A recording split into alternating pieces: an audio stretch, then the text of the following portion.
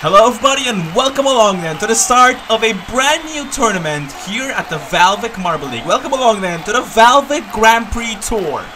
Following the success of the marathon events in the VALVIK Marble League, we have decided to bring you a brand new tournament featuring 20 VALVIK Marble League teams racing in 10 events. And 10 of these teams are hosts to our races, the first of which happens here. Welcome along then to the Seven Seas Ride. Located in Born Fortuna, the home of the Sailors, 15 turns await our teams today.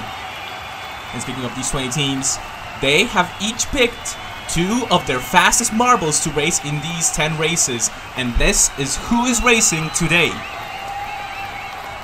And we're gonna get started right away then with the qualifying event, which is divided into 2 sections. As Port of the Sailors now starts their lap, each team will have 1 lap to set, and that will determine the grid and who advances to the next round of qualifying, which is Q2. As Port now starts the lap, this particular track, a mixture of long and winding sections alongside fast, high-speed sections.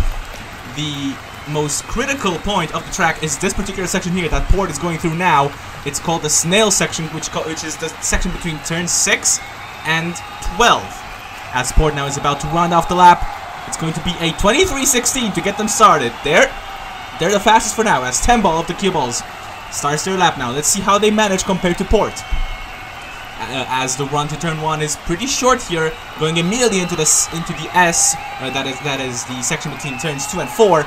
And now this long wavy section, as Tembal is having some difficulty in this particular section now, going into the high-speed section, very slow out of turn 12.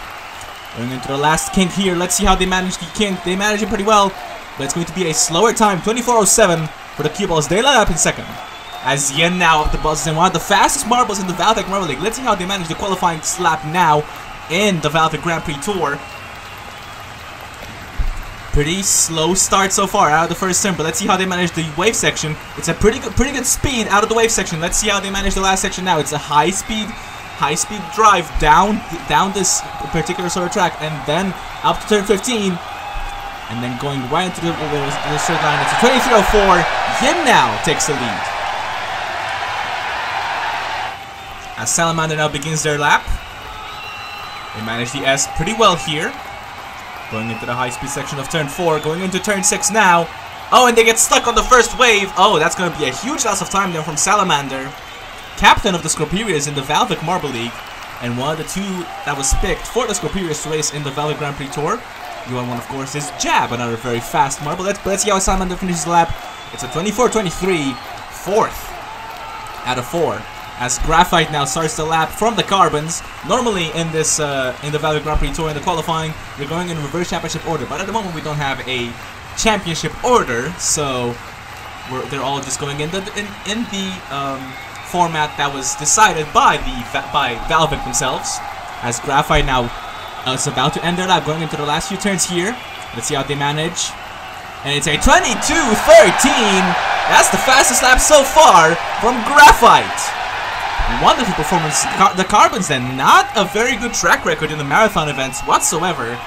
But Graphite now on a bit of a quest to prove their doubters wrong, as Avian now getting a little bit stuck in this in the wave section. The section between turn 6 and 12 has so far been quite tricky for some of these teams here. But let's see how Avian rounds out the lap in the last few turns now, going into 14 into 15. It's a 24:01, 4th, only ahead of the Cue Balls and the Scorperias.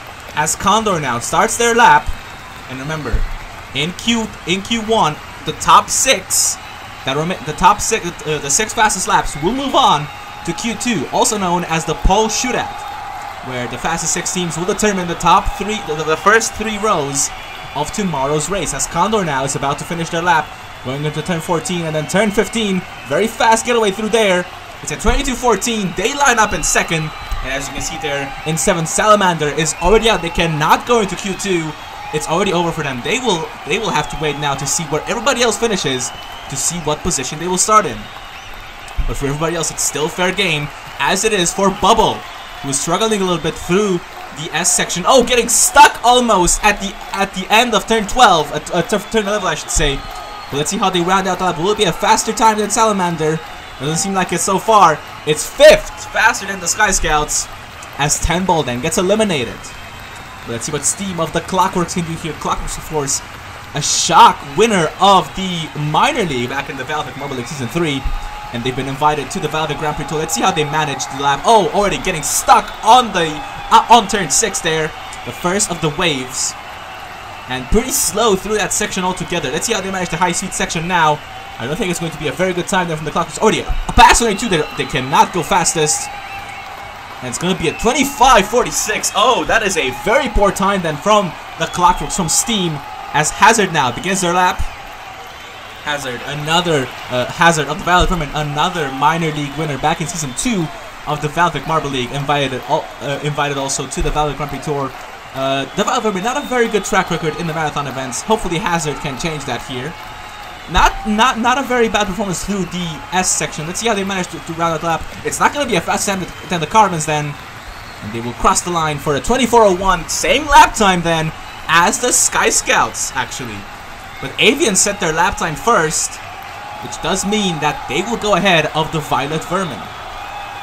As Spirit now starts their lap. Spirit with the Continued Rush, winners of the marathon back in Season 2 of the VALVIK Marble League, but so far haven't really done all that well in other racing events, such as the minor league marathon back in Season 3. But let's see how they round out the lap now. It's a very quiet lap so far from Spirit, and it's only going to be 5th fastest, just behind Port.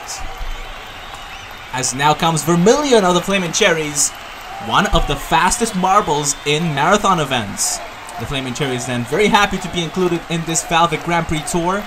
Originally, they were not included in the first draft of the roster, but after some fan backlash, they were allowed in, and they are very happy to be here. But let's see how Vermilion finishes out the lap. I don't think it's going to be a faster time than the Carbons then. It's only good enough for 4th place.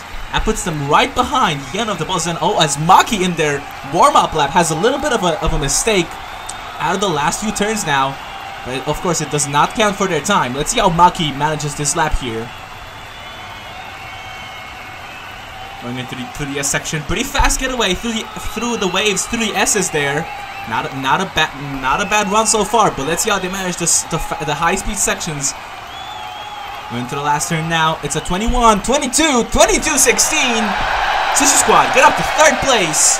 They knock the Continued Rush right out of Q1. As Bio now starts their lap from Team Echo.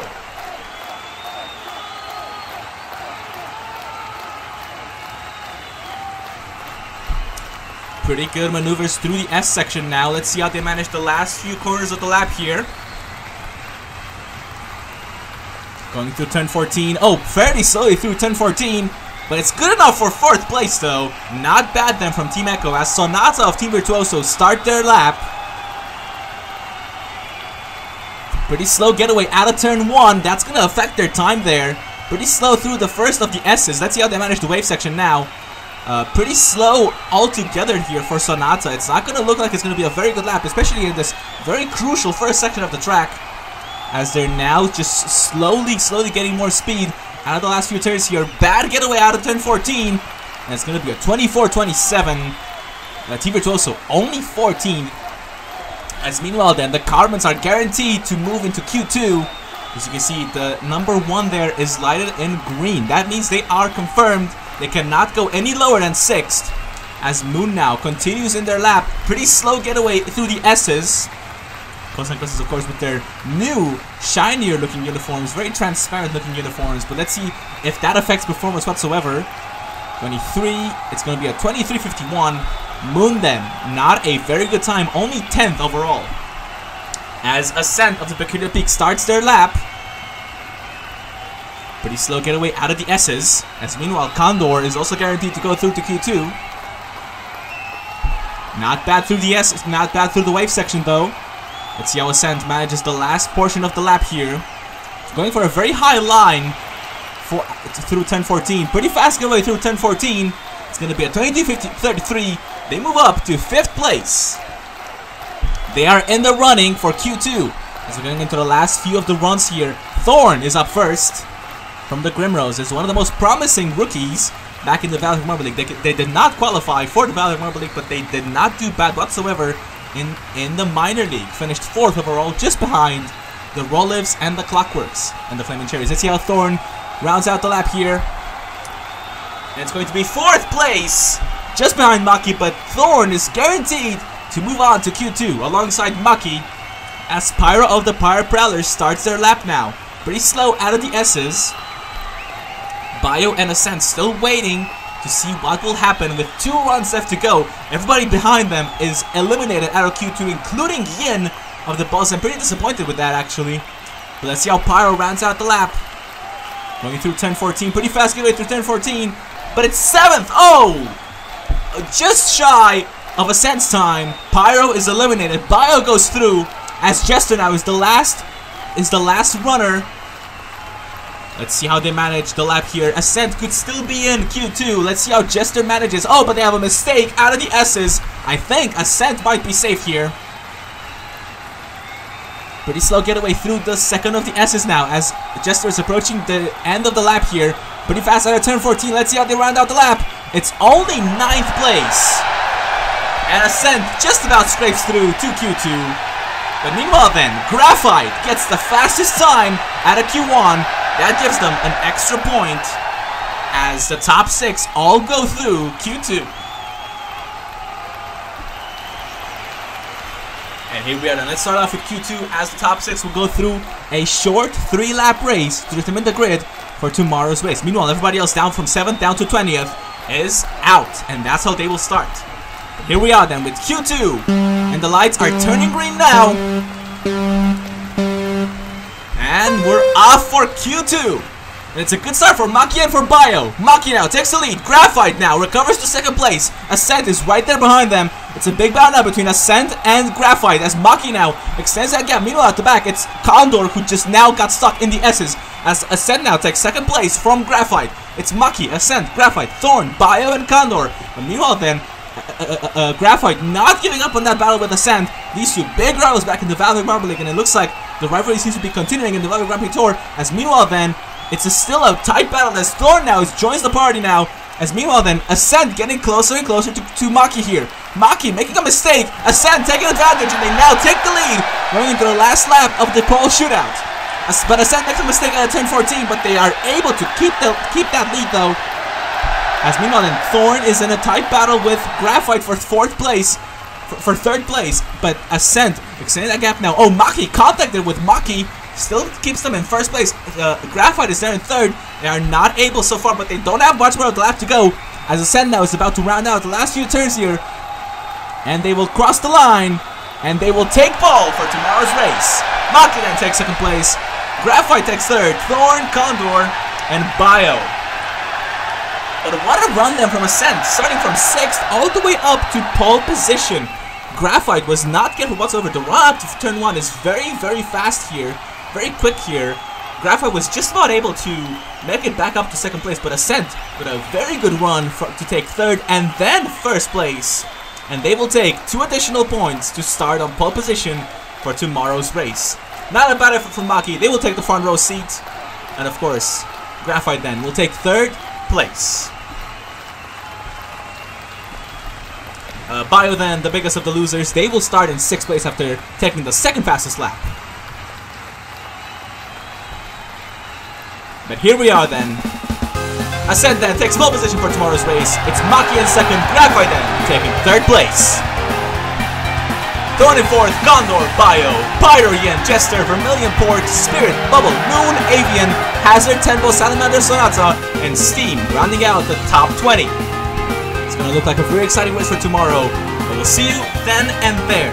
As for myself, I've been Frankie, and we'll see you tomorrow for the race here at the 7 Seas Ride.